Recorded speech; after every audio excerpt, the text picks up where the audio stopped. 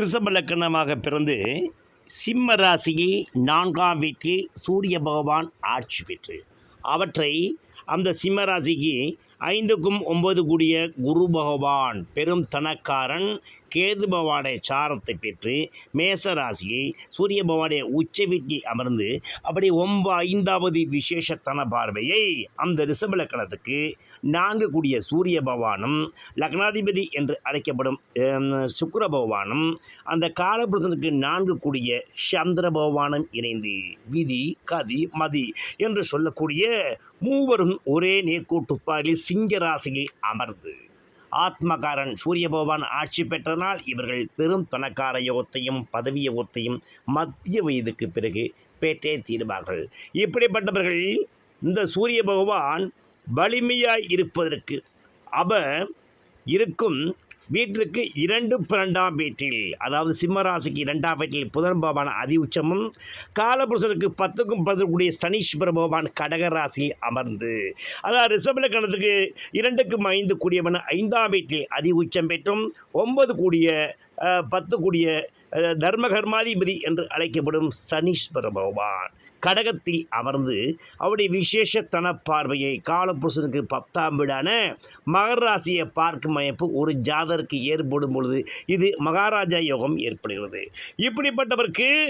கரும்பாம்பு என்று சொல்லக்கூடிய ராகு ஸ்திரராசியில் ஏதாவது ஒரு ராசியில் அமர்ந்து, அதாவது ரிஷப ராசி, சிம்ம ராசி, விருச்சிக ராசி, கும்பராசி போன்ற ஸ்தானங்களில் அமர்ந்து அப்புறம் குரு பகவானின் சிம்மராசிக்கு யோகாதிபதி சாரம் விசாகம் 4 என்று சொல்லக்கூடிய குரு பகவான் சாரம் பெற்று இந்த கேந்திரத்தில் உள்ள ராகு திசை நடந்து ராகுவுக்கு 5இல் சனி, சனிக்கு 9இல் ராகு என்ற விதியின்படி அமர்ந்து அந்த சிம்மராசிக்கு 10ஆம் இடமான தசம கேந்திர ஸ்தானமான அந்த சிம்மராசிக்கு 10ஆம் இடமான தசம கேந்திர ஸ்தானத்தில் செவ்வாய் பகவான் 9 கூறியவன் அமர்ந்து அம்சா ராசியில் இந்த செவ்வாய் பகவான், குரு பகவான், சந்திர பகவான், செவ்வாய் பகவான் என்று சொல்லக்கூடிய மகா தன கூட்டு கிரகங்களுடன் அம்சா ராசியில் அமைந்து, அதாவது குருமங்கல யோகம் குறிச்சொந்தர யோகத்தில் அமையப்பெற்ற ஜாதக ராகு திசையில் பிரபலியம் படைத்தவராய் ஆகிவிடுவார். அவர் சாதாரண சிறிய தொழில் தொடங்கினாலும் அது மின்னல் வேகத்தில் வளரக்கூடிய மகா தனயோகம் பெற்றவராய் இருக்கும். ஏனெனில் இந்த சிம்மராசிக்கு 4ஆம் இடமான கரும்பாம்பு விருச்சிகத்து உச்சம் பெற்று அம்சா ராசியில் சுக்கிரன், சனி, ராகுவுடன் இணைந்து அந்த புஷ்கர வம்சம் பெற்றனால் பெரும் பணக்கார யோகத்தை, பெரும் தொழிலவர் ஆகும் மகா தைரிய யோகத்தை இந்த ஜாதகர் வாழ்நாளில் பெற்று மிகப்பெரிய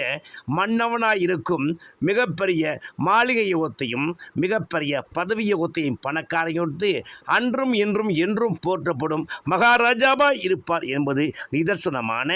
உண்மை.